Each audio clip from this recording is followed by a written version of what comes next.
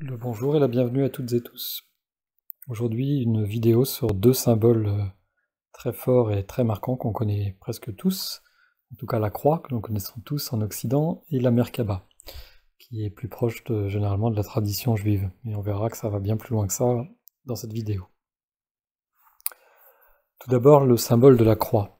Le symbole de la croix, c'est l'Église catholique qui se l'est complètement approprié, alors qu'elle était le symbole des premiers chrétiens, avant même que l'Église catholique n'existe.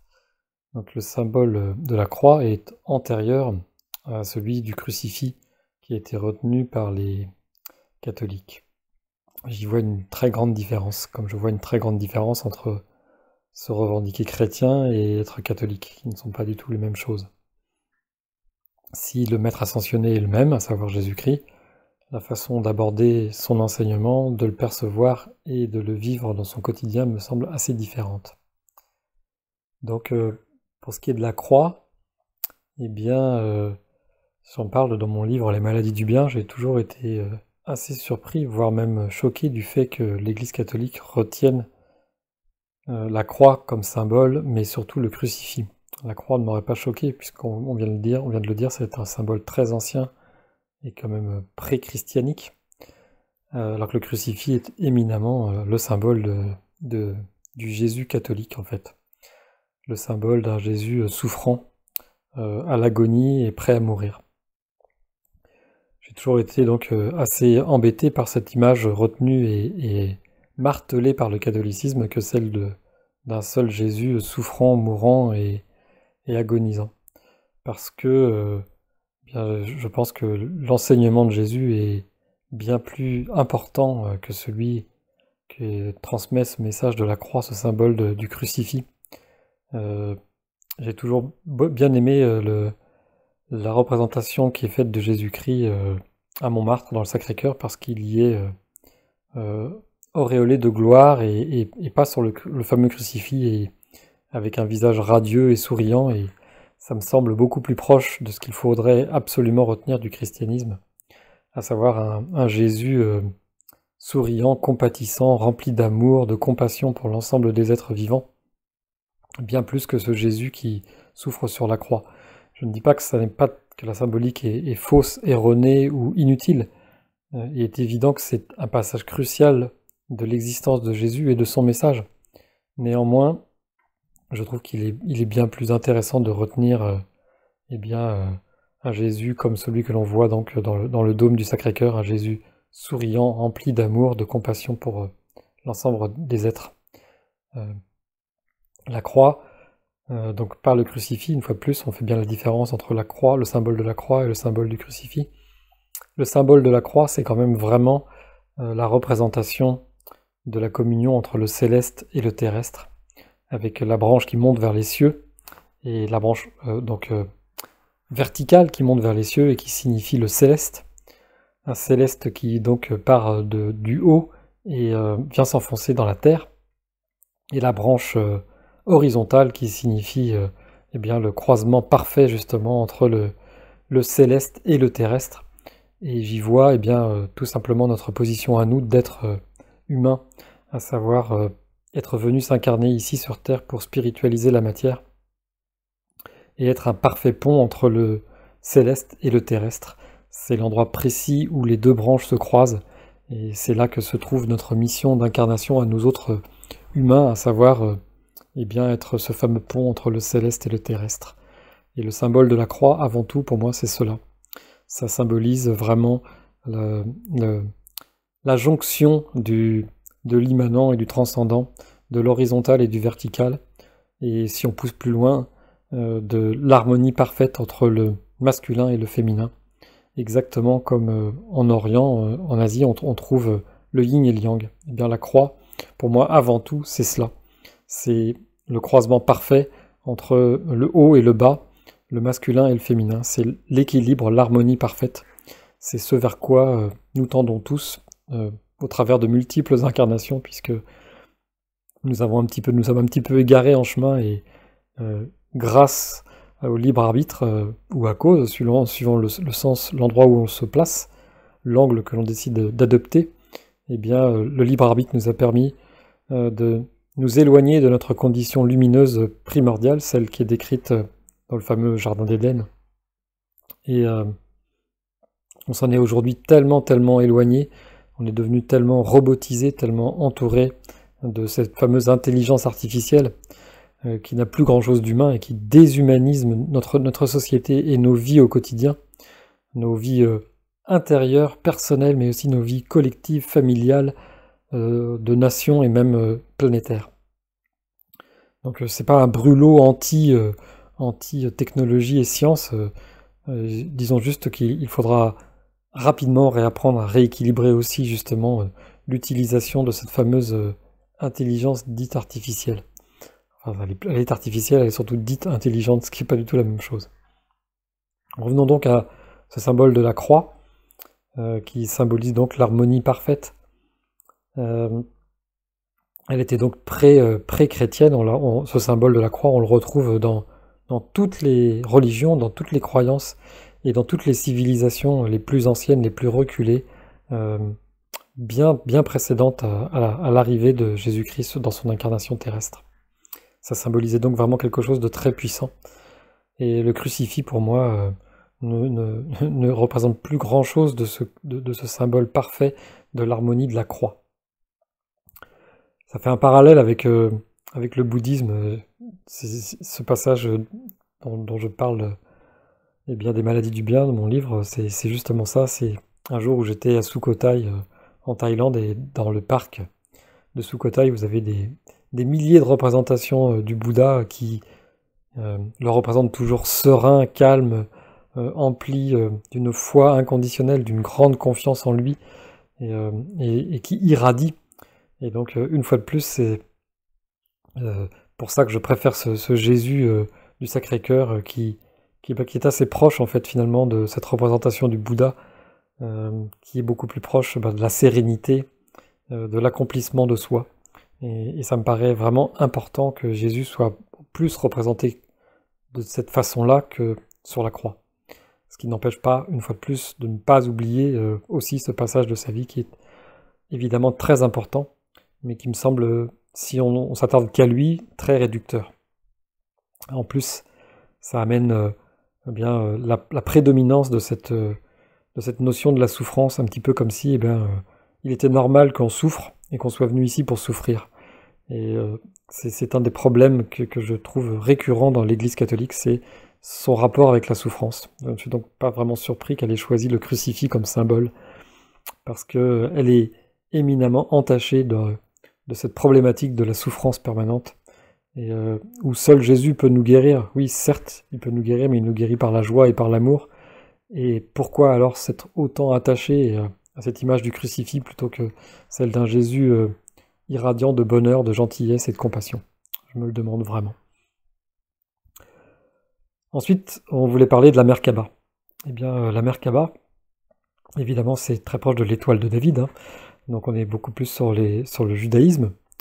Et je vous mets l'image en complément, hein, sur la vidéo de cette fameuse Merkaba. Si vous regardez bien, eh bien, ce sont deux triangles, un vers le haut et un vers le bas, qui sont imbriqués l'un dans l'autre. Et en fait, eh bien pour moi, ça n'engage que moi évidemment, ils symbolisent exactement la même chose que la croix, à savoir la perfection de l'équilibre entre le haut et le bas.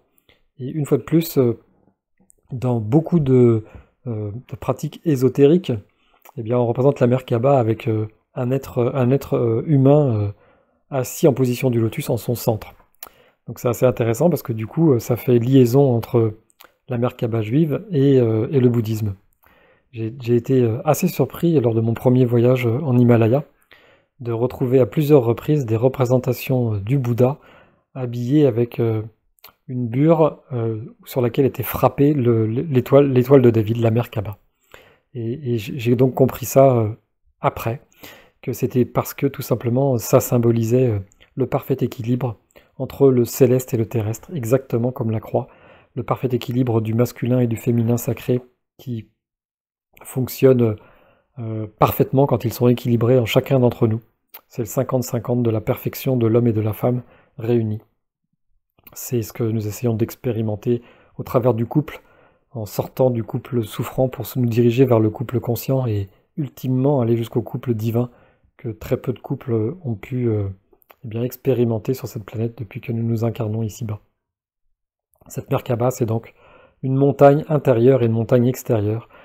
C'était assez amusant de la voir sur le Bouddha alors que je cheminais vers le sommet de l'Everest en 2012. Donc c'était vraiment amusant. C'était une drôle de synchronicité. Enfin drôle entre guillemets parce que en fait il n'y a pas de hasard et toutes les synchronicités sont juste des pures logiques. C'est juste qu'au bout d'un moment, eh bien, on y fait beaucoup plus attention et on les voit. Et puis dans un temps encore ultérieur, on se rend compte que en fait, c'est un mode de vie permanent, que nous sommes en permanence dans des synchronicités puisque le hasard n'existe pas. Et c'est exactement comme si vous preniez un objet et que vous le lâchiez de votre main, il tombe systématiquement au sol parce qu'il y a une loi de l'attraction terrestre qui fait qu'il tombe à chaque fois. Et vous vous diriez pas à chaque fois que vous prenez un objet et que vous le lâchez que c'est une synchronicité qu'il tombe au sol. Et bien là c'est pareil, au bout d'un moment vous vous rendez compte que les synchronicités c'est juste la loi de l'univers qui est en action permanente. C'est quelque chose que j'ai découvert et qui m'a profondément aidé et m'a permis de progresser encore sur mon chemin d'intériorité et d'introspection. Et donc cette Merkaba, eh bien, elle symbolise vraiment ça. Tout comme la croix, tout comme le yin et le yang, tous ces symboles sont là eh bien, pour nous montrer l'harmonie primordiale qui est en nous. Le fait que nous soyons, une fois encore, je le dis pratiquement dans chaque vidéo, des êtres de lumière. Et que eh bien, tous les grands saints que la Terre ait portés, y compris Jésus et Bouddha, eh bien, disaient qu'on pouvait rejoindre l'enseignement qu'ils ont donné, et si on rejoignait cet enseignement, on pouvait aussi avoir les capacités qu'ils avaient.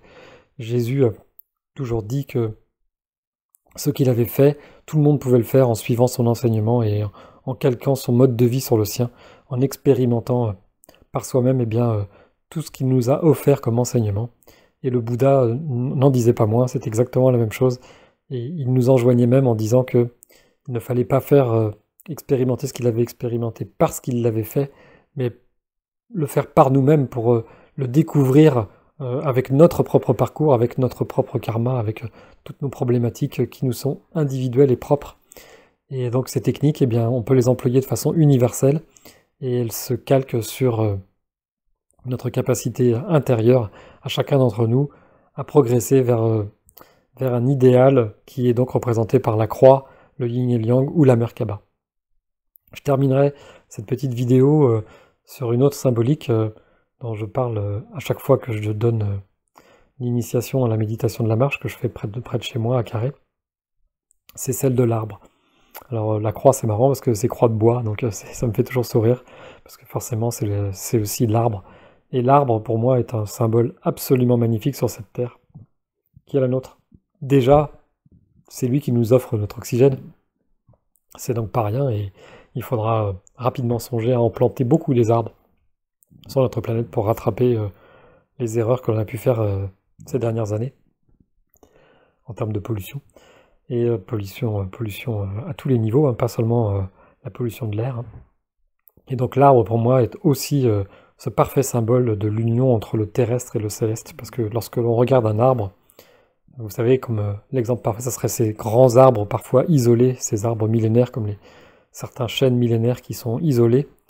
Et si vous regardez ces arbres, la magnificence de ces arbres, il faut absolument aussitôt dans votre esprit voir tout ce qui se passe sous la terre, à savoir la quantité de racines qu'il peut y avoir sous terre, la profondeur à laquelle elles peuvent descendre, et en fait le volume de racines qui est souvent équivalent au volume de branches que l'on voit à l'extérieur.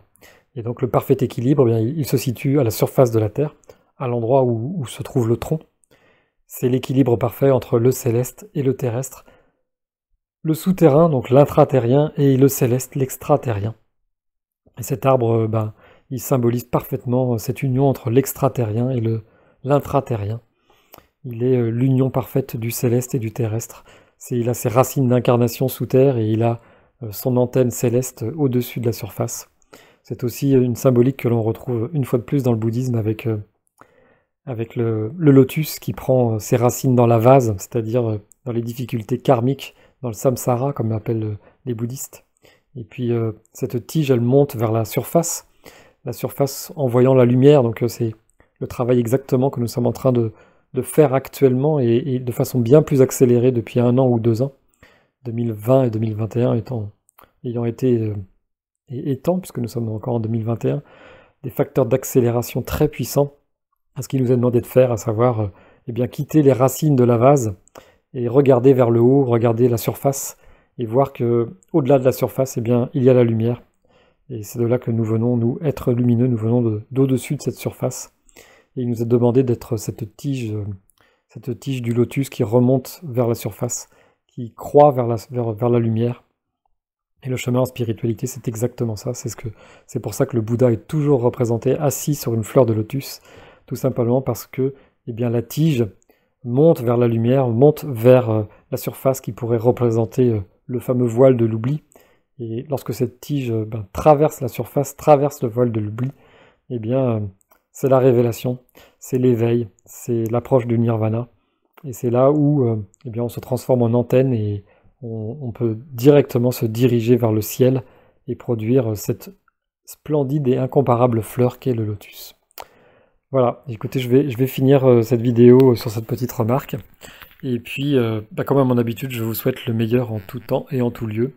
Je vous dis aussi à très bientôt et vous invite à aller visiter notre site internet l'effetdeserre.com que je vous ai mis en bas dans la description de cette vidéo parce que très bientôt les vidéos seront directement faites sur notre site internet et plus ici sur YouTube. Donc pour ceux qui voudraient nous suivre et suivre les futures vidéos que je vais faire, eh bien, il faudra venir visiter notre site internet et éventuellement vous inscrire à l'infolettre dans laquelle à chaque fois eh bien, je posterai mes nouvelles vidéos. Voilà, écoutez, encore une fois, le meilleur à toutes et à tous et à très bientôt. Merci beaucoup.